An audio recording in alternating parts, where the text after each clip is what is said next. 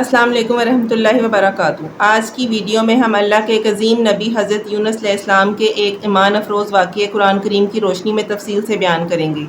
یہ وہ واقعہ ہے جس میں حضرت یونس علیہ السلام ایک کشتی میں سوار ہوئے، سمندر میں پہنچے اور پھر اللہ کے حکم سے ایک بڑی مچھلی نے انہیں نگل لیا، لیکن اندھیروں میں بھی حضرت یونس علیہ السلام نے اپنے رب کو پکارا اور اللہ تعالیٰ نے ان کی دعا قبول فرمائی۔ حضرت یونس علیہ السلام کو اللہ تعالیٰ نے ایک قوم کی طرف نبی بنا کر بھیجا۔ قرآن کریم میں اللہ تعالیٰ فرماتے ہیں اور یونس بھی رسولوں میں سے تھے۔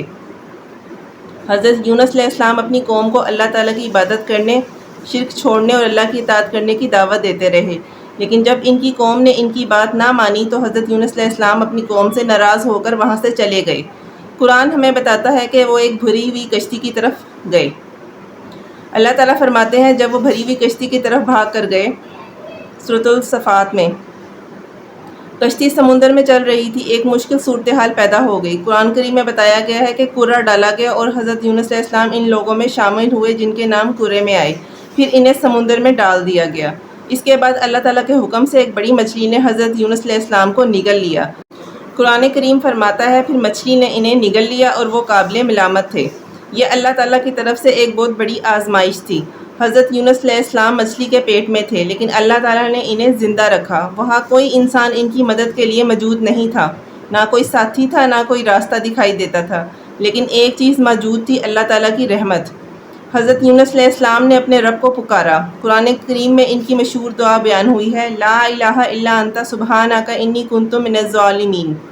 اے اللہ، تیرے سوا کوئی معبود نہیں، تو پاک ہے، بے شک میں ہی ظالموں میں سے تھا۔ یہ دعا بہت عظیم ہے۔ حضرت یونس علیہ السلام نے سب سے پہلے اللہ کی توحید بیان کی، لا الہ الا انت، یعنی اللہ کے سوا کوئی معبود نہیں۔ پھر اللہ کی پاکی بیان کی، سبحانک، اور پھر اپنی کوتاہیوں کا اعتراف کیا، انی کنت من الظالمین۔ اللہ تعالیٰ نے دعا قبول فرمائی۔ حضرت یونس علیہ السلام نے اندھیروں میں بھی اپنے رب کو پکارا تو اللہ تعالیٰ نے ان کی دعا قبول فرمائی۔ اللہ تعالیٰ فرماتے ہیں تو ہم نے اس کی دعا قبول کی اور اسے غم سے نجات دی، اور اسی طرح ہم ایمان والوں کو نجات دیتے ہیں۔ یہ آیت ہمارے لیے بھی بہت بڑی امید ہے۔ جب انسان مشکل میں ہو، پریشان ہو، یا اسے لگے کہ کوئی راستہ نہیں تو اسے اللہ تعالیٰ سے مایوس نہیں ہونا چاہیے۔ اللہ تعالیٰ ہر جگہ ہماری دعا سننے پر قادر ہے۔ اللہ تعالیٰ نے حضرت یونس علیہ السلام کو مچھلی کے پیٹ سے نجات عطا فرمائی۔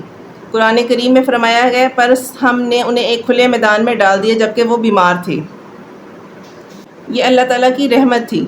حضرت یونس علیہ السلام کا واقعہ یہاں ختم نہیں ہوتا۔ قرآن کریم میں اللہ تعالیٰ فرماتے ہیں پس کیوں نہ کوئی بستی ایسی ہوئی جو ایمان لاتی اور اس کا ایمان اسے فائدہ دیتا، سوائے یونس کی قوم کے۔ حضرت یونس علیہ السلام کی قوم نے ایمان قبول کیا اور اللہ تعالیٰ نے انہیں ایک مدت تک فائدہ پہنچایا۔ یہ قرآن میں ایک بہت خاص واقعہ ہے کہ ایک قوم نے عذاب کے آثار دیکھ کر ایمان قبول کیا اور ان کا ایمان ان کے لیے باعث نجات بنا۔